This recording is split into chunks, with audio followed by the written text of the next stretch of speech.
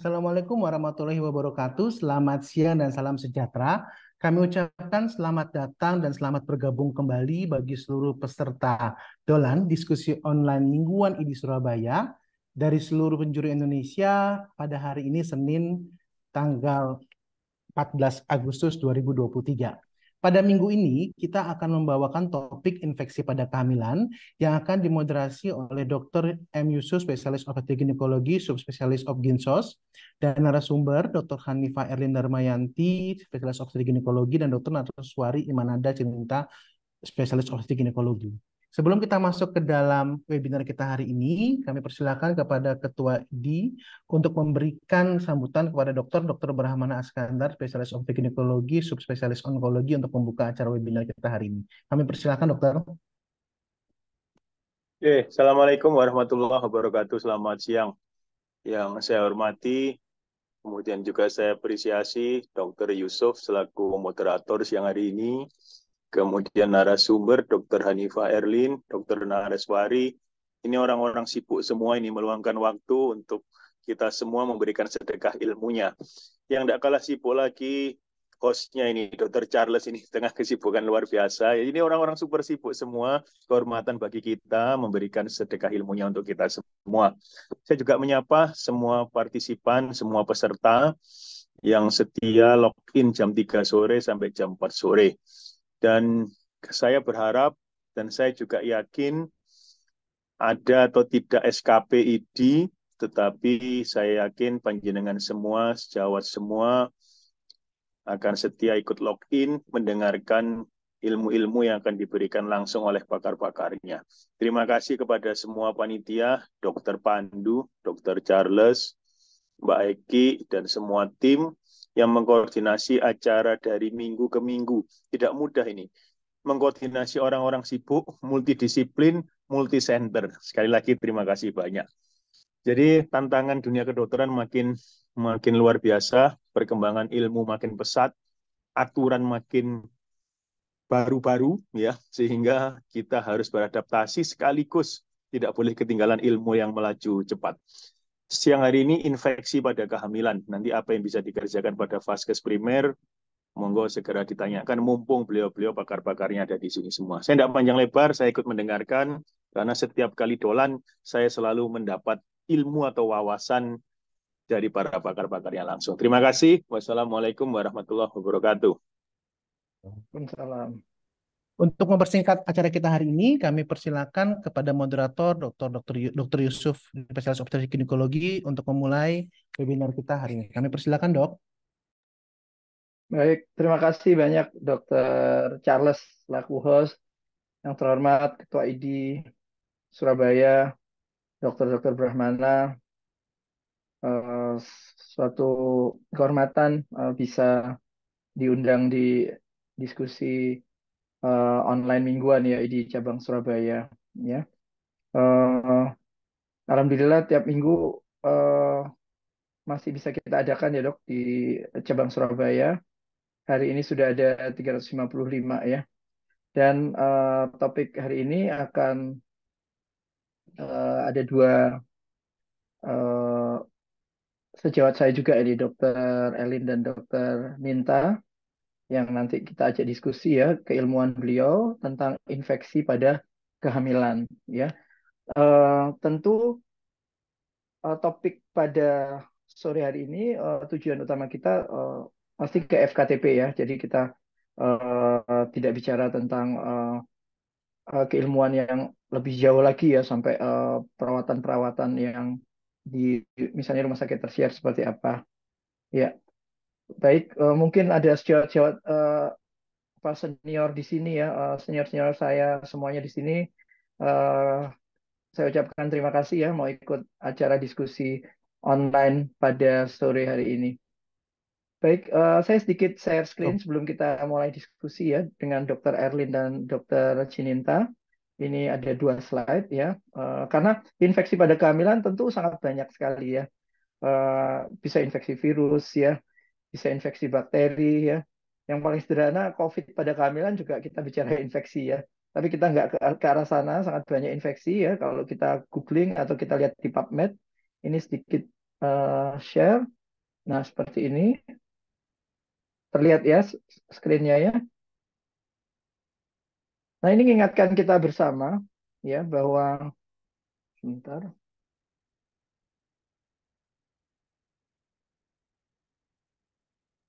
Baik ya. Jadi semua infeksi pasti pada kehamilan tuh berefek langsung pada ibu pasti ya, dan bisa berefek pada bayinya ya. Baik waktu kehamilan itu sedang berlangsung atau bisa saja tertularnya saat proses persalinan itu terjadi ya. Kemudian banyak dari infeksi-infeksi tersebut tuh meningkatkan resiko. Yang paling sederhana adalah prematuritas pastinya ya. Eh, Kita tadi baru diskusi ya dengan Kementerian Kesehatan tentang AMPSR. Itu kita merawat bayi-bayi itu banyak sekali ya yang near miss sampai akhirnya yang memang tidak bisa selamatkan tuh bayi-bayi kecil ya.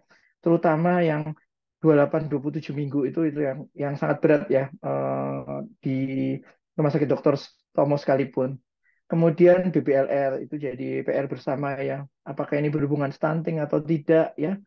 Kemudian tentu berhubungan dengan morbiditas dan mortalitasnya ya, baik pada ibu pada bayinya ya, tumbuh kembangnya dia ya, kemudian bagaimana status ininya dia ya, apa tingkat kecerdasannya dia, itu pasti akan jadi PR di kemudian hari ya, bukan hanya selamat sekarang ya, bagaimana dengan tumbuh kembangnya nantinya.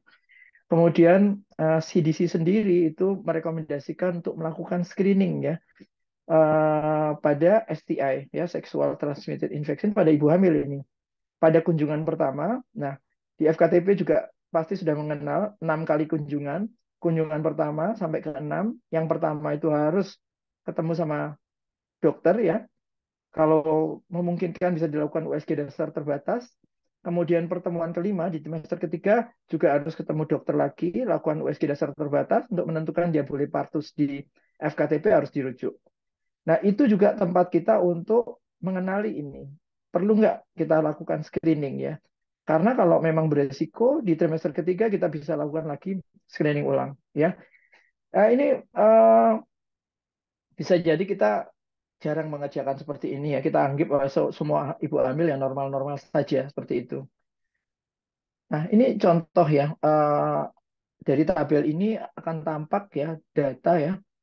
Sampel size-nya ini lumayan besar ya dari eh, apa itu systematic review. Eh, Terlihat di sini angka sifilis ya, eh, sekian ya prevalennya. Di kita juga angka sifilisnya itu jadi re-emerging, makanya masuk dalam triple eliminasi ya. Kemudian chlamydia ya, jarang memang kita bicarakan, tetapi lebih banyak wanita-wanita yang terkena chlamydia malah kesusahan untuk hamil karena risiko kerusakan dari organ reproduksi yang sangat besar ya. Gonoro juga sama. BV ini paling banyak ya yang pasti kita temui ya karena angkanya paling tinggi, BV nomor satu ya.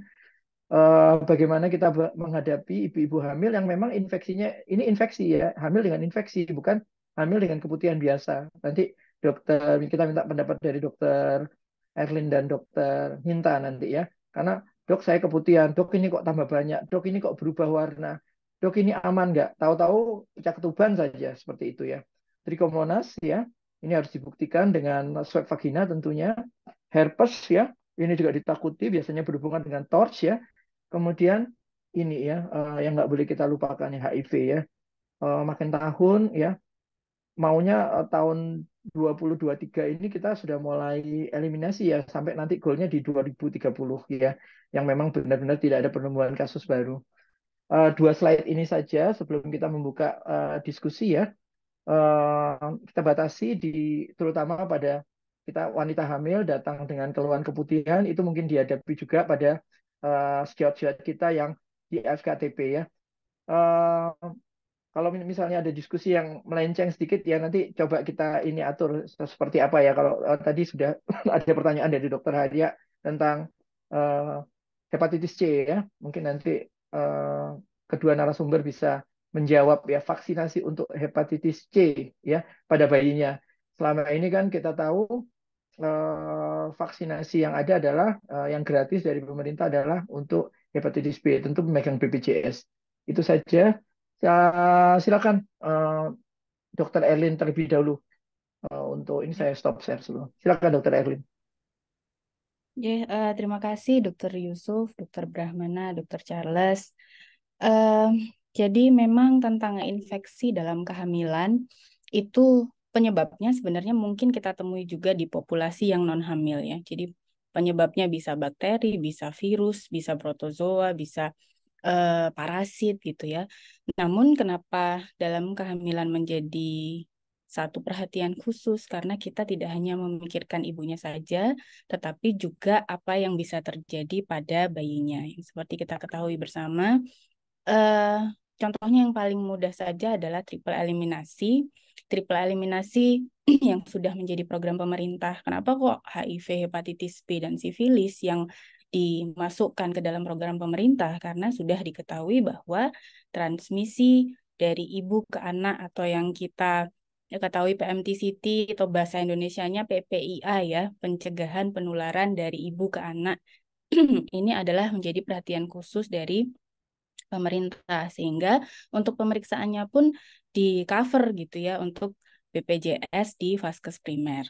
Nah, yang seperti kita ketahui ketiga program ini tuh sangat diberi perhatian ya karena targetnya saja sebenarnya 100% gitu ya. Ibu hamil dengan HIV itu mendapatkan ARV targetnya. Kemudian untuk yang hepatitis B juga sama. Jadi 100% itu mendapatkan penanganan di rumah sakit yang bisa menangani hepatitis B secara berkelanjutan. Begitu juga dengan sifilis. 100% pasien dengan sifilis itu mendapatkan terapi benzatin penisilin. Dan begitu juga dengan bayinya gitu. Jadi ini juga termasuk perhatian juga. Jadi 100% bayi dari ibu HIV itu mendapatkan ARV, kemudian cotrimoxazole profilaksis, kemudian dapat benzatin penisilin juga untuk sifilis dan juga dual vaksinasi untuk hepatitis B ya yang ibunya positif.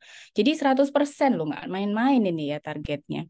Dan memang secara skop lebih besar lagi tadi sudah disebutkan oleh Dr. Yusuf bahwa ini juga berkaitan dengan resiko persalinan prematur, pecah ketuban dini, berat badan lahir rendah, bahkan stillbirth ke IUFD atau segera meninggal setelah dilahirkan. Nah, ini nanti yang hidup gitu ya, bayi-bayi yang hidup ini yang nantinya juga akan terkait dengan stunting ya, yang jadi perhatian luar biasa di pemerintah kita pada akhir-akhir ini. Jadi ini adalah satu hal yang sangat penting untuk dibicarakan saya kira. Dan di luar itu memang masih ada banyak sekali infeksi bakterial ya. Eh, Bakterial itu bisa gram negatif, gram positif, dan memang kasus-kasusnya ini kembali lagi dengan beresiko sama seperti tadi yang mulai dari ketuban pecah dini, persalinan prematur, dan berat badan lahir rendah. Mungkin itu sebagai pendahuluan, Dr. Yusuf, mungkin nanti akan kita bisa diskusi lebih banyak lagi. Baik, terima kasih Dokter Erlin ya. Tadi sedikit meng-highlight tentang triple eliminasi ya. Ada Permenkesnya itu ya. Jadi ada Ya. konsekuensinya kalau sudah ada Permenkesnya ini ya. Apalagi kita yang bekerja di sini ya. Jangan sampai nanti di kemudian hari kita tidak melaksanakan triple eliminasi, kemudian bayinya besar ya. Nanti ngesu dokternya ini karena tidak memberikan triple eliminasi yang proper ya. eh, Zaman sekarang kan seperti itu ya. Dokter Ninta, tadi sudah sedikit dibuka ya, infeksi pada kehamilan ya. Eh, ada yang sedikit disampaikan, mungkin Dokter Ninta. Pertanyaan sudah ada Ya, 5. ya, dokter, terima kasih. Pertama-tama saya ucapkan terima kasih atas kepercayaannya dan kesempatannya untuk bisa memberikan sharing saja, sharing tentang infeksi pada kehamilan, terutama yang memang kita fokus kepada BV dan mungkin nanti akan membahas mengenai infeksi-infeksi lainnya pada kehamilan.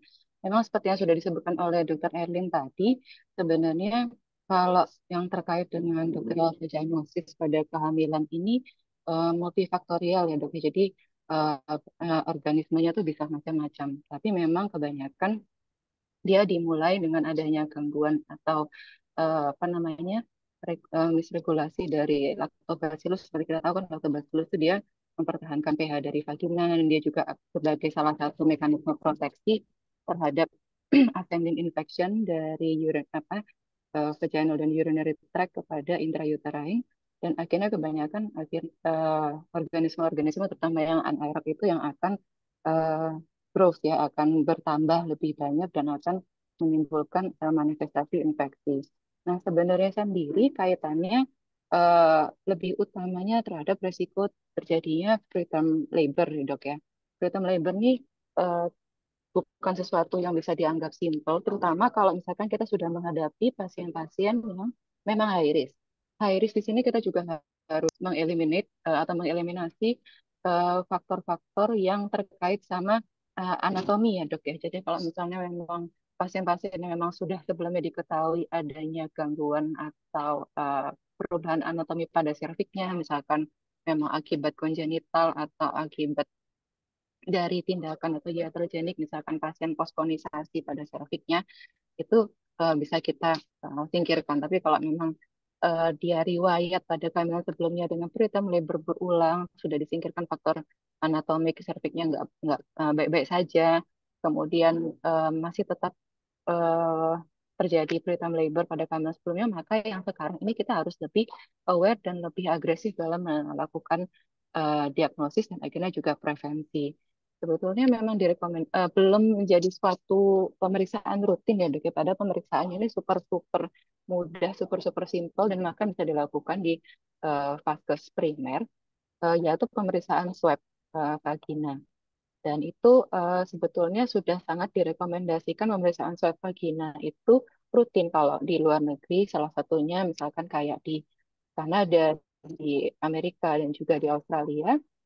Karena tidak hanya terkait dengan BV, tapi juga terkait dengan grup B, Streptococcus infection, yang nanti akan extend selain dia akan menimbulkan resiko terjadi preterm labor, atau bahkan dia akan meningkat resikonya jika ada KPP atau ketuban pecah prematur, dan juga dia akan terkait sama neonatal sepsis.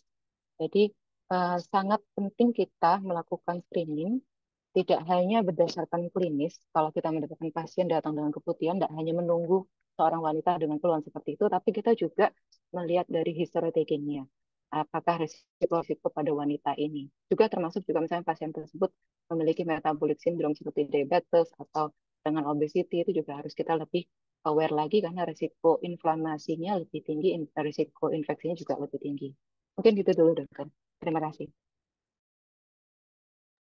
Baik ya, terima kasih Dokter Ninta ya. Jadi Dokter Ninta mengingatkan kita lagi ya tentang hal-hal terkait BV, rekomendasi-rekomendasi yang mengatakan tentang swab vagina ya, pemeriksaan sederhana ya. Tapi memang kadang-kadang kita susah ya, kadang-kadang minta swab vagina itu ya. Tidak semua rumah sakit kadang-kadang itu agak bingung mereka ya. Kalau kalau kalau mungkin di Stomo kan hal yang sering ya. Terus tadi juga di-highlight bukan hanya tentang BV-nya saja ya, tetapi hati-hati ya resiko GBS-nya ini tadi ya, grup B-nya itu juga bisa dideteksi dan ujung-ujungnya itu ya itu tadi ya prematuritas ya bisa sampai resiko yang terjelek tadi pasti. Oke, ini tidak apa-apa ya kita bahas satu-satu aja ya karena sudah mulai ada sekian pertanyaan di sini. Kita kasih kesempatan ini Dokter Haria memang bertanya tentang hepatitis C ya. Selama ini ya kita tahu hepatitis B itu sudah kita berikan ya sebagai imunisasi yang dia pasif ya kan langsung dikasihkan H0 itu langsung dikasih 2 ya pada ibu-ibu yang memang HbA1c positif ya. Kita memang tidak mengukur titer dan lain sebagainya ya. Ada jawaban mungkin dari Dokter Erlin dulu, nanti disambung sama Ya, Dokter Ninta. ya, terima kasih Dokter Harya. Saya mencoba menjawab ya. Jadi kalau hepatitis C sampai saat ini memang belum ada vaksinnya pada bayi yang baru lahir gitu. Walaupun memang untuk ini udah bagus gitu ya, udah ada diagnosisnya hepatitis C. Memang dari WHO itu sekarang pemeriksaan untuk hepatitis C ini sudah direkomendasikan untuk diperiksa pada ibu-ibu hamil. Tapi memang untuk vaksinasinya pada bayi baru lahir ini sampai sekarang belum ada. gitu, Dokter Yusuf. Baik ya, kalau pertanyaan ada atau nggak ada, belum ada ya. Dokter Belum Ninta ada. mungkin bisa ngasih jawaban? Ya, Dan kalau untuk resikonya mungkin ya. iya, dokter. Jadi kalau memang kalau vaksinasi belum ada, cuma wait dan observasi ya dok ya, masih melihat dari AST dan ALT dari si bayi. Untuk long term effect-nya mungkin akan menjadi sama kayak hepatitis B, jadi akan menjadi 25% bayi-bayi dengan hepatitis C infection yang pertama terjadi pada perinatal itu akan menjadi chronic hepatitis. Jadi mungkin kalau kita merunut lagi gimana follow up pada bayi-bayi yang dengan hepatitis B infection, biasanya kan juga akan diberikan selain dengan pemeriksaan AST ALT, tapi juga dilakukan pemeriksaan imaging ya dok ya, jadi USG heparnya kita akan melihat bagaimana derajat dari fibrosis pada livernya. Mungkin itu saja dulu dokter. Saya sementara belum ada untuk vaksinasi dari HCV, belum ada data. Terima kasih dok. Ya. Iya, baik ya.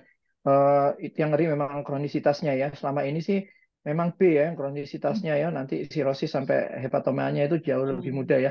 Hepatitis C tentu lebih merusak lagi ya, karena pasien-pasien hepatoma itu eh, C ya itu juga apa itu menjadi porsi yang terbesar ya untuk terjadi hepatoma ya. Kalau yang D dan seterusnya itu toolnya memang belum ada ya, kecuali apa itu laboratorium khusus di Jakarta itu baru bisa ngecek yang untuk D dan seterusnya ya. Nah ini untuk dokter Ninta lagi ya. Ini pengobatan nih ARV-nya ini ya. Ini antara manfaat dan mudorotnya ini ya. Tidak semua pasien ibu hamil dengan hepatitis B itu diukur dulu ya, jumlah virusnya dan lain sebagainya, kapan kita harus masuk antivirus ya. Dan ini menyebutkan Sebio atau Tenofovir. Menurut dokter Ninta seperti apa ini untuk aman ibu hamilnya?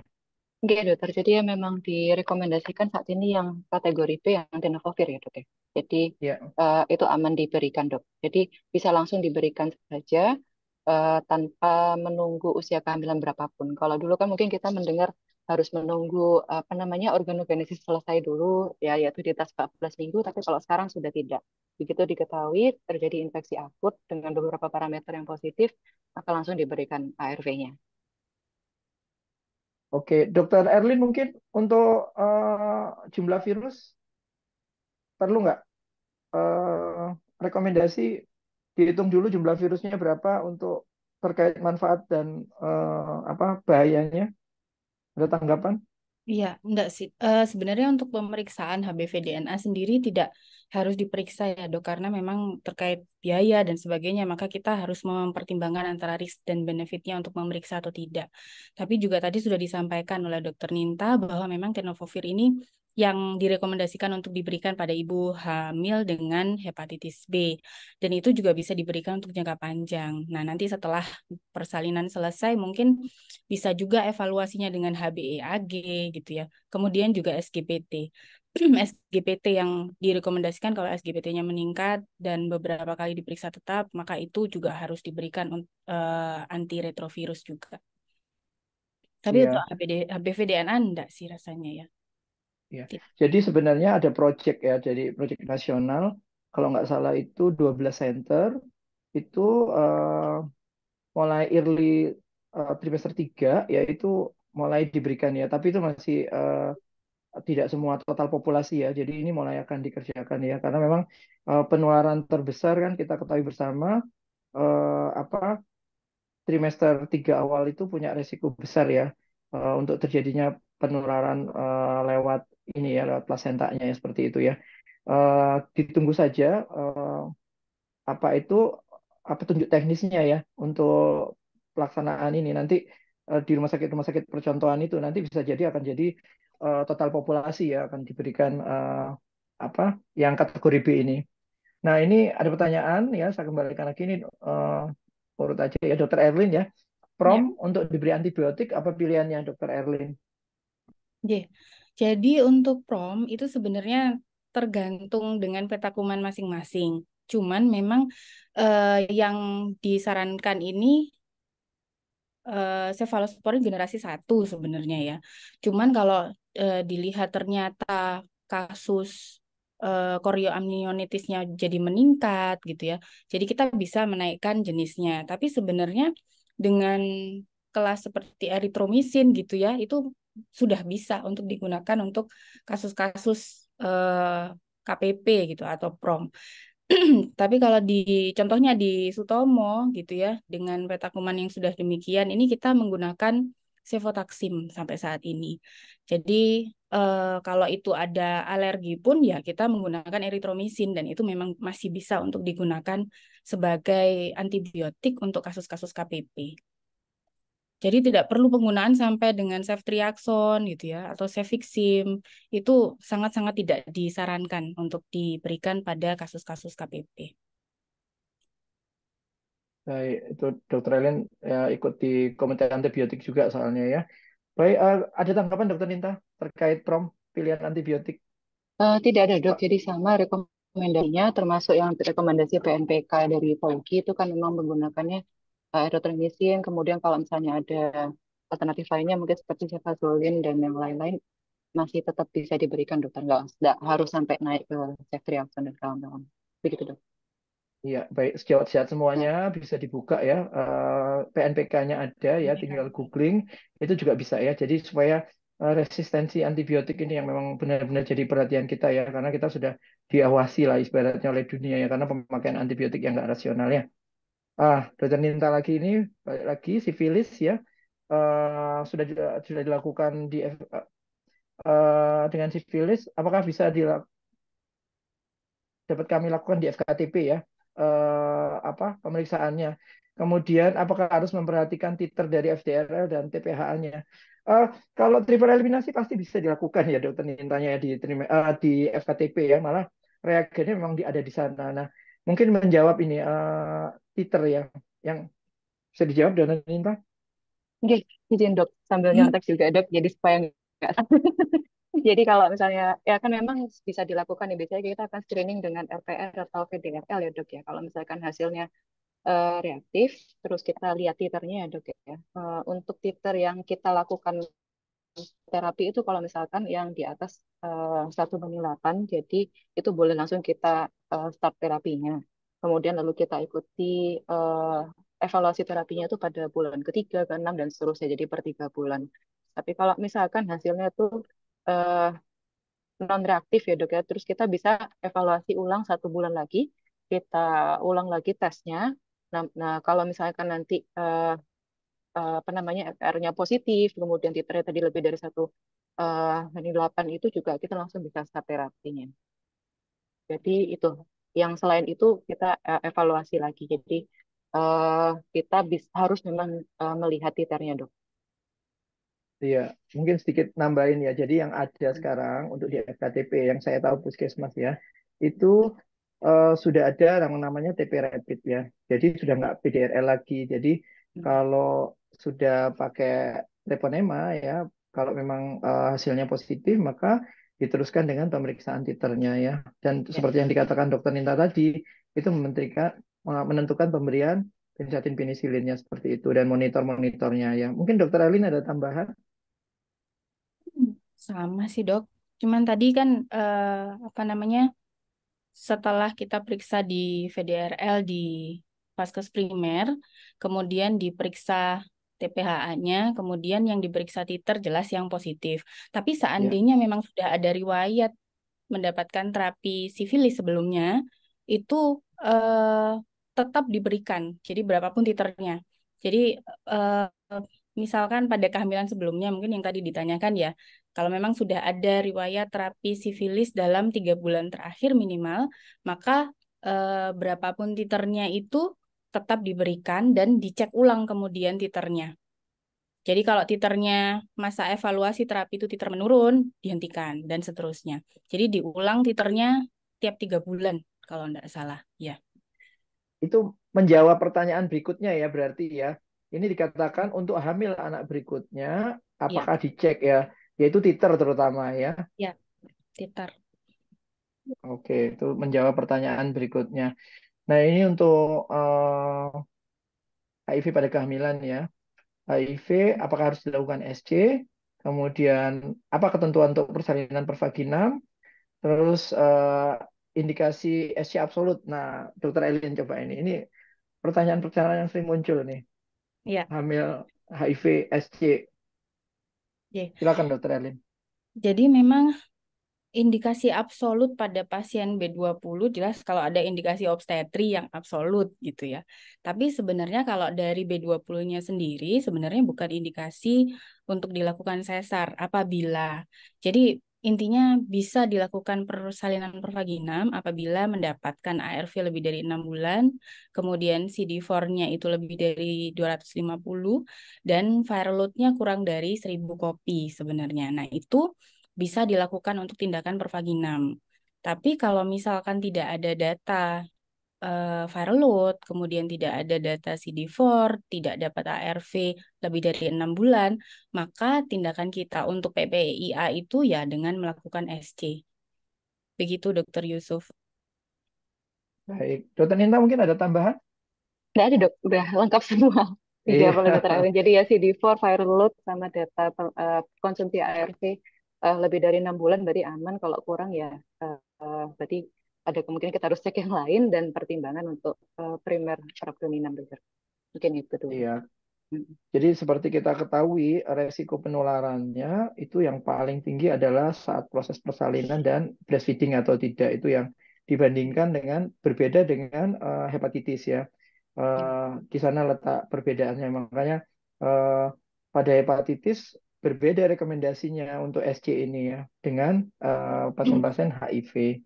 Ya. Nah, Dokter Erlin ada pertanyaan nih ditujukan nih pemberian vaginal Sebelumnya dok, mungkin suppositoria. menambahkan sedikit dok Oh ya, soal silakan.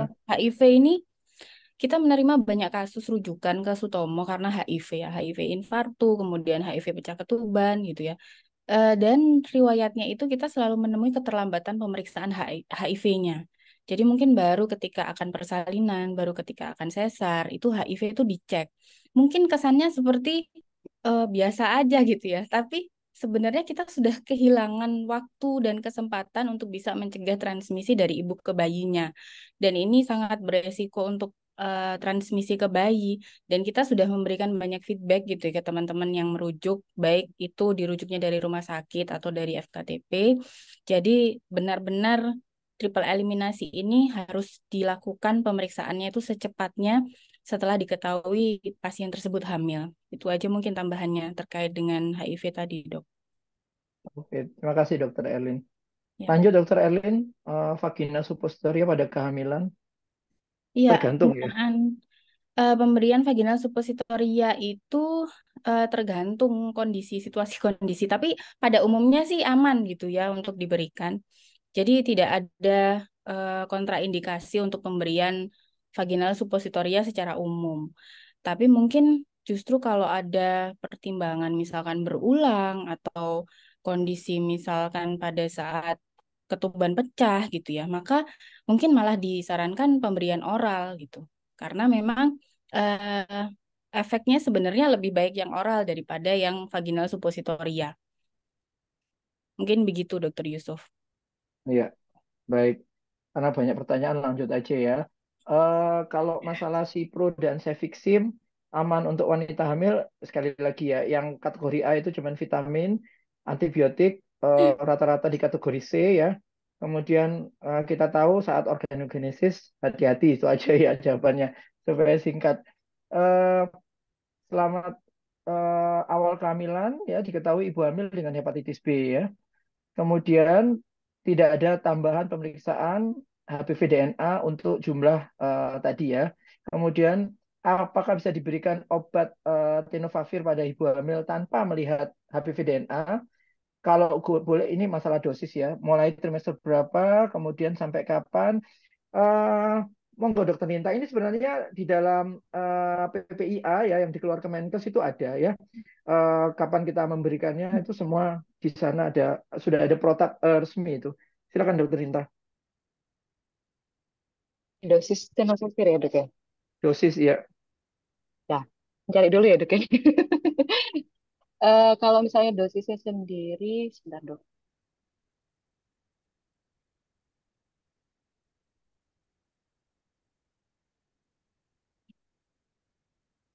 Saya minta waktu untuk nyari dulu ya dok ya. Oke. Ini Untuk Tambahkannya Dokter apa Erlin tenofovir nih, 300 berapa? miligram per hari, Dok. Maaf, Dok. Sudah ketemu. Untuk yang Iya. dosisnya, Dok. 300 miligram Diberikan berapa lama di sana?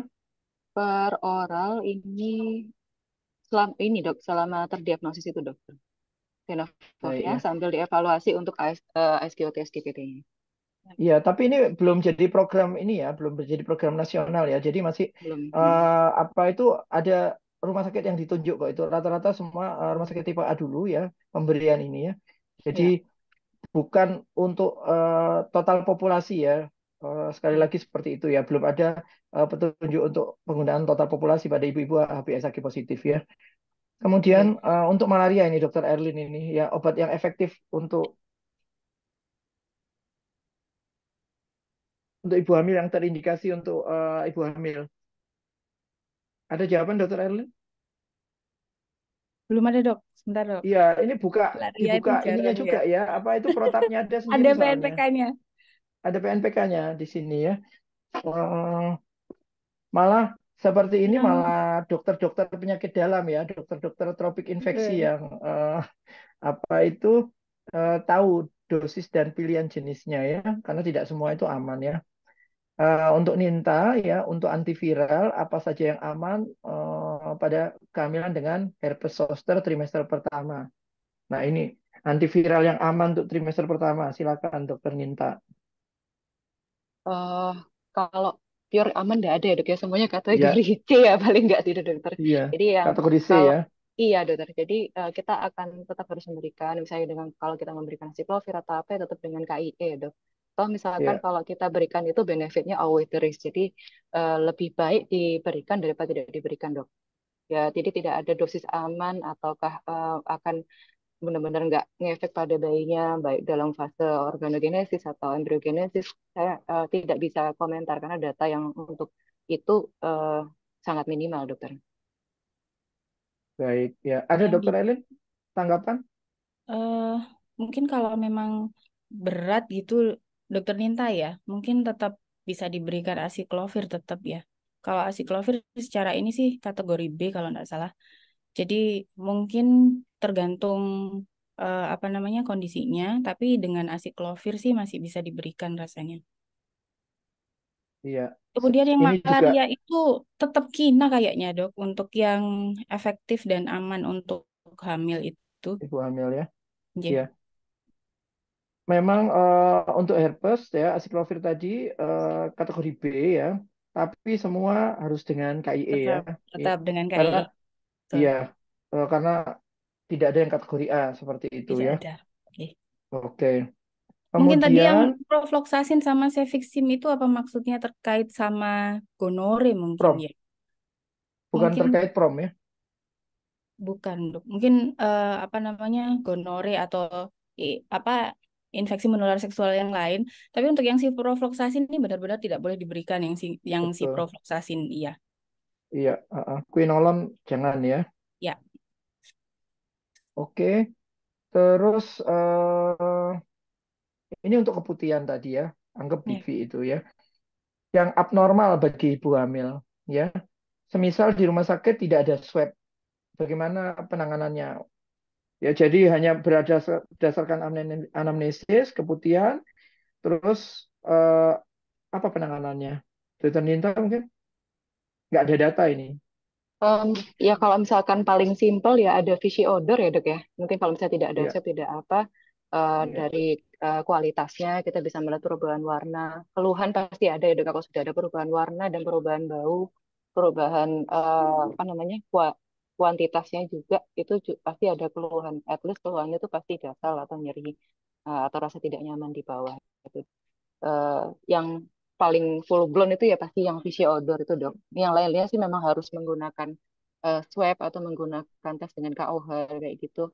Tapi yang paling mudah ya kita bisa apa namanya anamnesis, terus ada eh, kalau kita lakukan spekulo kita kasih dengan whiff test itu ya, dok, ya. Dengan whiff test pun hanya dengan kita melihat memberikan 10 potasium hydroxide, cairan potasium hydroxide 10%, rasanya sudah cukup sih, dok. Itu nanti akan muncul odor yang atau bau yang tidak seperti biasanya. Begitu, Dok. Ya, terima kasih. Dokter Erlin ada tanggapan? Ya, ini sebenarnya mungkin banyak ditanyakan sama teman-teman di FKTP ya, Dok ya, karena memang di FKTP ini hampir semuanya mungkin nggak ada pemeriksaan swab. Tapi bisa dibuka dari Kemkes rasanya, itu ada tata laksana dengan pendekatan sindroma. Jadi bisa dilihat dari tadi sudah disampaikan Dokter Ninta, melihat bagaimana vaginal discharge-nya. Kalau memang ada vaginal discharge yang mukopurulen, itu bisa, jadi terapinya itu dibagi menjadi gonore dan non gonore sebenarnya. Jadi kalau yang non gonore itu diterapi sesuai dengan trichomoniasis, bakterial vaginosis gitu, tapi dengan yang gonore sesuai terapi gonore. Jadi dilihat apa namanya sindromanya itu dari keluhan-keluhannya dan juga jenis vaginal discharge-nya dan faktor resikonya. Jadi kalau ada vaginal discharge yang mencurigakan dengan ada faktor resiko, maka diterapi sesuai terapi gonore. Dan itu dievaluasi dalam 7 hari. Ini khususnya untuk teman-teman di FKTP, kalau diterapi selama 7 hari tidak membaik, segera dirujuk. Jadi jangan berkepanjangan juga. Jadi evaluasinya harus 7 hari. Itu ada di Kemkes, websitenya lupa saya. Jadi ada di Kemkes itu sudah ada. Jadi pendekatannya berdasarkan sindroma. Bisa sindroma itu berdasarkan jadi ada keluhan vaginal discharge atau nyeri perut bawah. Masuknya bisa dari 2 gejala itu, Dok. Ya, ya. Ya. Jadi istilahnya keputihan yang harus diwaspadai ya, berubah warna, berubah banyak, berubah Bau. bau, ya, berubah keluhan kan seperti itu ya. Ya. Terus ada faktor resiko atau tidak ya. Kemudian diterapi dulu ya selama 7 hari, terus dilihat perubahannya seperti itu ya, Dokter Ellen ya. Ya.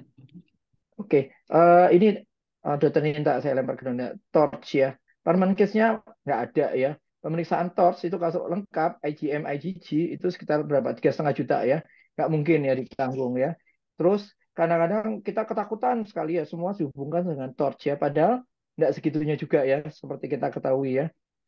RPL RPL itu juga kita kadang-kadang menyalahkan Torch melulu ya. Bagaimana menurut Dokter Ninta ini? Iya, Dokter. Jadi betul sekali yang sudah disebutkan oleh Dokter Yusuf. Jadi kalau misalkan sebetulnya paling tepat kalau untuk pemeriksaan TORCH itu pada saat fase eh, promil ya, Dok ya, atau preconceptional Ya, counseling, karena di ya. situ kita bisa melakukan intervensi yang jauh lebih adekuat, dan juga nanti apa namanya, kalau misalnya kita baru cekkan pada trimester pertama itu sudah ada ongoing infection, terutama pada kasus yang seperti toxoplasmosis itu sudah pasti ada efek ke fetusnya, yang mungkin kalau dari pemeriksaan kita hanya bisa melakukan pemeriksaan memang dari sonografi, atau yang kemudian diikuti jika didapatkan anomali pada sonografi pada first trimesternya, baru kita follow up dengan pemeriksaan yang invasif, misalnya menggunakan amniocentesis. Nah, baru dari situ kita akan melakukan terapi. Itu pun amniosintesisnya kita biasanya cekkan dari amniotic fluidnya, kita cekkan PCR, tapi apakah dengan terapi itu sudah pasti bisa mengeliminasi efek pada janinnya? Ya enggak juga. Jadi memang paling tepat kalau ingin atau teman sejawat semua ingin memeriksakan TORCH itu sebaiknya pada saat fase sebelum kehamilan. Mungkin kalau terdengar recurrent pregnancy loss itu multifaktorial juga, Dok. Kita harus kembali faktor itu pasti melibatkan dua pihak, ada male ada female factor. Kemudian dari female factornya sendiri itu kita juga melihat apakah dari anatomik, apakah dari metabolic syndrome yang terkait biasanya ada diabetes, kemudian ada kelainan faal tiroid, atau mungkin malah terkait dengan autoimun disease, misalkan dengan SLE dan berbagai macam spektrumnya, misalkan antifosfolipid syndrome, itu yang harus kita pikirkan, tidak hanya memikirkan ya, gitu, Dokter. Iya, terima kasih Dokter Ninta. Dokter Elin ada tanggapan terkait TORCH? Nah, Dok, Pertanyaan Dokter Ivan? cukup sebenarnya lebih aman, lebih baik lagi sebenarnya pemeriksaan TORCH itu sebelum mulai hamil ya, Dokter Ninta ya. Itu Ya, lebih lebih Ya, baik dan lebih efektif sebenarnya. Mungkin itu aja, Dok. iya ya. Jadi sebenarnya TORCH itu eh, prekonsepsi konseling ya, masuknya kita di sana ya. Jadi apa itu malah kita eksplornya di sana ya. Kemudian ini ada pertanyaan berikutnya ya. Ibu hamil sebelum hamil sudah hepatitis B kronik ya. tidak diberikan terapi antivirus ya. Kemudian ketika memasuki fase kehamilan, lagi ini pertanyaannya tentang tenofovir ya. Saya tidak tahu apa di FKTP sudah ada tenofovir toh? Saya rasa enggak ya. Rasanya Belum kok kayak dokter. masih Iya, di iya, RTL aja. iya. Ada tanggapan mungkin terkait ini ya. Eh, Tenofovir ya dok ya. ya banyak Sebenarnya banyak. kalau tenofovir itu sebenarnya kalau dari penelitian-penelitian di luar, terutama kan memang kalau Cina tuh kan populasinya paling banyak dengan infeksi hepatitis B ya dok ya. Mereka itu sudah secara nasional itu memberikan tenofovir pada saat kehamilan sampai aterem sampai delivery, bahkan di follow up sampai 6 bulan postpartum. Di situ ada satu penelitian yang melibatkan N-nya cukup banyak sekitar 200 ibu hamil dengan hepatitis B kronik dengan kemudian dilakukan intervensi seperti yang saya sebutkan tadi, terus di follow up fetusnya atau bayinya itu eh, sampai 7 bulan itu ternyata HbA1c-nya negatif dan bahkan tidak ada eh, fetal defect-nya atau defect itu nggak ada. Jadi ini mungkin dari satu penelitian yang saya baca aja, dok. Mungkin saya harus baca penelitian-penelitian lain untuk bisa menyimpulkan bahwa ini entirely safe untuk diberikan selama trimester 1 sampai perinatal apa period gitu dok. Tapi sebetulnya ya nggak perlu serem-serem banget dan mungkin juga manfaatnya jauh lebih besar diberikan daripada tidak diberikan sama sekali pada kasus-kasus yang infeksi kronis dok. Terima kasih. Ya, ya itu juga mungkin pertanyaan berikutnya ya. Ada tanggapan Dokter Erlin ya. Sebenarnya topik tentang hepatitis pada kehamilan itu sudah sempat Udah yang lalu dibahas ya. ya Iya, sempat. itu sudah ada topiknya ya. Kita nggak terlalu eksplor ke sana ya. Mohon maaf ya. Karena infeksi nanti kemana-mana memang bisa ditanyakan ya. Kemudian eh, Tapi ini paling banyak tanya hepatitis kayaknya. Dok. ya sudah topik itu sudah kita angkat Iya, itu. iya. Berapa minggu yang lalu itu sudah kita angkat ya. Eh, Kemudian torch dengan vaksin, emang ada tanggapan Dokter Erin mungkin? hmm, Dokter Elia? oh, vaksin pada ibu hamil Ya, terkait dengan torch ya ini ya, Dok. ya, Jadi tidak ya, ada vaksinasi yang disarankan atau direkomendasikan untuk ibu hamil bila terkait dengan TORCH. Jadi kalau terkait dengan toksoplasma, mungkin ada terapinya kalau memang IgM positif gitu ya, atau apa namanya, bila memang ada faktor resiko yang jelas, ada riwayat kelainan kongenital pada kehamilan sebelumnya, itu memang ada terapinya. Tapi untuk vaksinasi itu tidak ada. Mungkin dokter Ninta ada yang baru gitu ya, tapi sampai sekarang rasanya belum Belum, ada. belum ada dokter. Iya, Masih sama protapnya seperti yang dulu dok. iya. ya. Mungkin supaya cepat ya, eh, kalau VDRR harus lanjut, walaupun positif nggak bisa ya langsung diterapi. Ya. Eh, TPHA pun atau TB rapid pun, walaupun positif harus tetap lihat titernya ya. Jadi nggak bisa langsung dikasih benzatin seperti itu ya. Betul. TB paru kita nggak membahas TB paru ya. Kemudian ini TORCH ya. TORCH itu tidak jadi sampai sekarang ya belum menjadi suatu isu nasional ya. Jadi tetap ya kita masih di arah. Jadi selalu negara itu melihatnya mana yang efek merusaknya itu sangat besar ya. Sampai saat ini ya ada hanya 3 itu aja. Makanya kenapa konsentrasi kita ke arah triple eliminasi ya. Karena kalau torch itu terlalu luas ya. Kemudian eh, tidak apa itu bukan bukan sesuatu yang negara harus bertindak di sana ya. Karena memang kasusnya itu tidak besar ya seperti itu ya. Dan tidak mengancam sampai dengan itu suatu re-emerging dan lain sebagainya ya. Tetapi kadang-kadang memang ibu hamil itu yang apa ya bawaannya paranoid ya tentang TORCH itu. Mungkin sedikit lagi deh kita singgung tentang TORCH. Atau nanti ada topik tersendiri ya. Mungkin kehamilan dengan hepatitis itu kita ulang lagi ya. Akan kita karena banyaknya pertanyaan. Mungkin TORCH juga bisa ya karena memang animo eh, pertanyaannya banyak ya. Ada tanggapan mungkin Dokter Ninta? Tadi sudah banyak Dokter Ninta ngasih sebenarnya. Iya dokter. Kalau TORCH sendiri atau mungkin fokus di toxoplasmosis ya dok ya. Tentu kita harus melihat faktor risikonya dulu sebelum. Jadi jangan mungkin di masyarakat awam tuh sering kayak kalau aku hamil aku harus cek TORCH atau bayinya.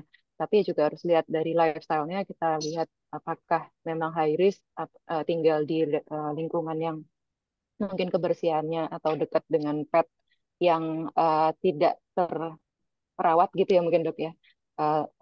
Paparan itu juga harus dilihat. Kalau memang misalkan pasien tersebut punya pet tapi terawat dan selalu indoor, makanan terjaga, tidak pernah makan yang raw atau uncooked atau half cooked meal gitu, itu ya aman resikonya dok. Nggak perlu terlalu harus kita follow up untuk resiko toksoplasmosis.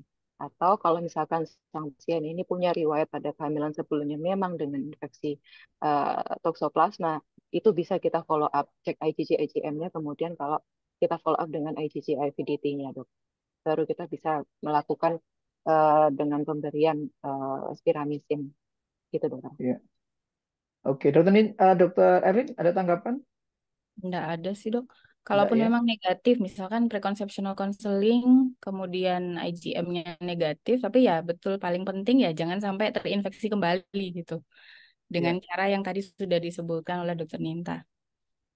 Ya, Dokter oke. Yusuf.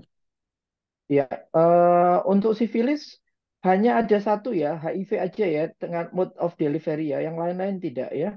Tidak ada. Untuk resiko penularan seperti itu ya. Tadi Cefixim tadi sudah dijawab ya. Kemudian, nah ini PPROM ya, harus rawat inap atau boleh rawat jalan, Dokter Erlin coba.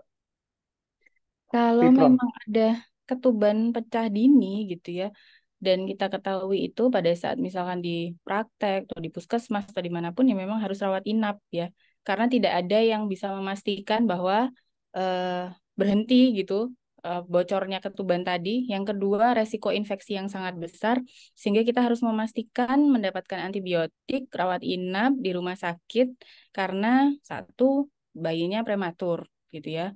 Jadi harus di rumah sakit.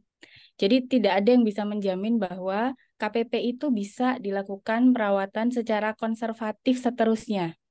Jadi itu yang kadang-kadang juga ada beberapa kali itu pasien KPP karena masih prematur malah dipulangkan. Kemudian ada juga yang dirawat inap di tempat yang tidak bisa merawat bayi prematur kalau sewaktu-waktu bayi ini akhirnya lahir. Jadi kita dalam merawat pasien dengan preterm premature rupture of membrane itu ada banyak pertimbangan malahan dok. Jadi tidak hanya serta-merta merawat saja, iya, harus rawat inap, iya, tapi tidak serta-merta dirawat saja gitu. Ada banyak pertimbangan yang harus kita eh, pertimbangkan terkait dengan apakah dia akan lanjut menjadi persalinan gitu ya. Apakah dia konservatif, maka evaluasinya itu juga harus yang baik. Evaluasi kemungkinan infeksinya, kemudian evaluasi bagaimana air ketubannya, ya itu juga harus diperhatikan, Dokter Yusuf. Baik, terima kasih Dokter Erlin. Dokter Ninta nambahin atau Iya, cukup? dokter. Ya, Mungkin diingat saja kalau untuk kita ngomong KPP preterm, kita membagi menjadi dua, dokter, yang benar-benar preterm sama yang term ya dok ya. Yang preterm pun kita akan membagi menjadi yang early dan late, dan kemudian term pun kita membagi menjadi early dan late, karena itu akan membedakan manajemen kita berdasarkan prognosisnya. Jadi kalau memang pada kasus-kasus yang early preterm, itu kita cut off-nya itu memang sesuai dengan PNPK, ini pakai di bawah 24 minggu, itu memang kita lebih ke arah tanda kutip lost case ya dok ya. Kalau kita sebenarnya kalau secara etik kita ngomong lost case juga nggak boleh ya dok ya, tapi boleh. selama parameter maternal itu tidak ada tanda-tanda infeksi, bahkan pada beberapa center itu boleh dievaluasi selama 48 jam dengan pemberian, tentu dengan pemberian antibiotika, dan kita juga melihat apakah ada tanda-tanda infeksi chorioamnionitis, yaitu adanya peningkatan TEM, kemudian ada rasa pelvic discomfort eh, itu setelah pemberian antibiotik selama 48 jam itu boleh dipulangkan, kita ekspektatif. Tapi kalau yang 24 jam sampai 34 minggu, di mana ini usia kehamilan yang nanggung, tanda kutip ya dok ya, nanggung, karena saat ini kan hampir semua rumah sakit kita itu bisa merawat bayi-bayi yang prematur. dengan usia kehamilan sekitar 34 minggu. Nah, itu kita bisa still do something, yaitu dengan pemberian antibiotik, kortikosteroid untuk maturasi paru, dan juga kan saat ini pemberian neuroprotektan dengan pemberian MGSO4.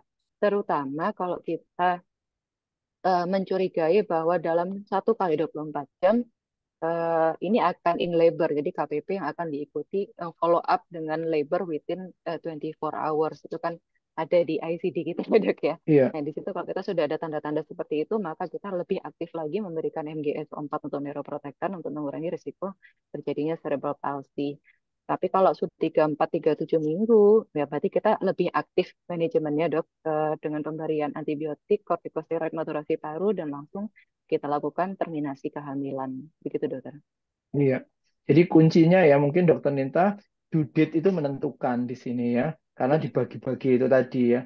Nah kalau due date-nya nggak ngerti, nah itu yang memang ada pendekatan-pendekatannya ya dengan pemeriksaan-pemeriksaan berkala, sehingga kita mendekatkan due date yang benar itu kapan.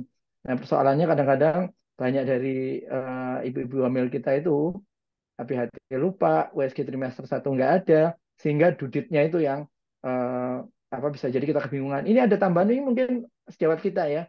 Teman kita ini Dokter Yuni itu mengingatkan kita ya, sudah ada ya di apa itu apa PNPK-nya ya tahun 2017 untuk ibu hamil ya pilihannya itu artemisin ya.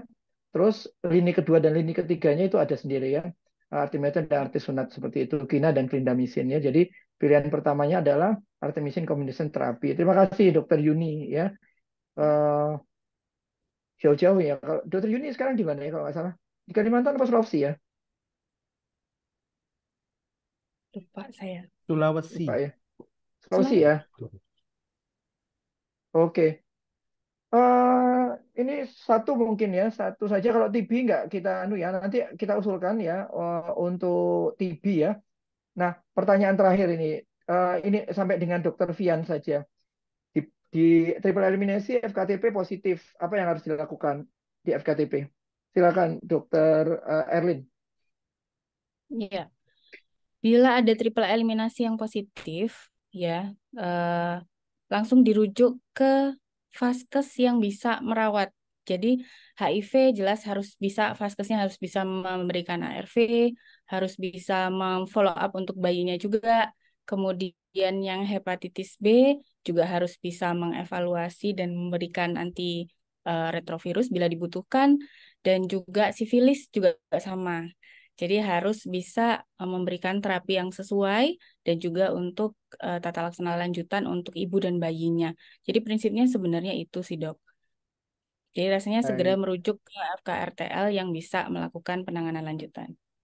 oke. Terima kasih Dokter Erlin. Dokter Linta mungkin sama? Tidak ada tambahan, Dok. Sama, Dok. Terima Baik, kasih. iya. Sekali lagi karena waktu ya yang membatasi kita 1 jam ya. Terima kasih semua ya atas kedua pemateri yang luar biasa ini Dokter Erlin dan Dokter Ninta. Kita berbagi ilmu ya sebelum praktek mungkin ya. Mudah-mudahan apa yang kita berikan bermanfaat semuanya ya. Untuk saya juga, untuk semua, untuk sejawat semuanya. Terima kasih. Ada yang hadir tadi saya catat 600 lebih ya di sini ya. Eh, Terima kasih untuk di cabang Surabaya, Dokter Brahmana, dan saya serahkan kembali acara ke hostnya, Dokter Charles Siaan, SPOG. Silakan Dokter Charles. Terima kasih Terima kasih. kepada Dr. Yusuf. Terima kasih atas akan juga kepada narasumber yang luar biasa pada hari ini, Dr. Hanifah Erlin dan Dr. Naraswari Cininta. Eh, Terima kasih untuk update tambahan mengenai infeksi pada kehamilan. Cukup banyak peserta hari ini sampai angka 700 dengan pertanyaan yang mungkin banyak sekali ya, lebih dari 40, lebih dari 30 pertanyaan yang sudah dijawab oleh pembicara dan moderator. Mungkin demikian akhir dari webinar kita hari ini, tapi kami undang kembali untuk seluruh peserta atau seluruh peserta dolan yang setiap minggu hadir. Kita akan hadir lagi minggu depan, seri ke-39 pada tanggal 21 Agustus, dengan topik hernia yang akan dibawakan oleh Perkumpulan Ahli Bedah Indonesia. Dengan moderator Dr. Mudor, spesialis bedah, dengan narasumber Dr. Dayu Satria Wibawa, spesialis bedah, dengan Dr. Edwin Danardono, spesialis bedah, subspesialis bedah digestif konsultan. Jadi kami undang lagi untuk minggu depan hadir pada jam yang sama, jam 3 sampai jam 4 sore. Kita akan update ilmu dengan topik hernia. Demikian dari kami, mohon maaf kalau kami ada salah-salah kata, dan sampai bertemu minggu depan. Wassalamualaikum warahmatullahi wabarakatuh. Terima kasih. Terima kasih.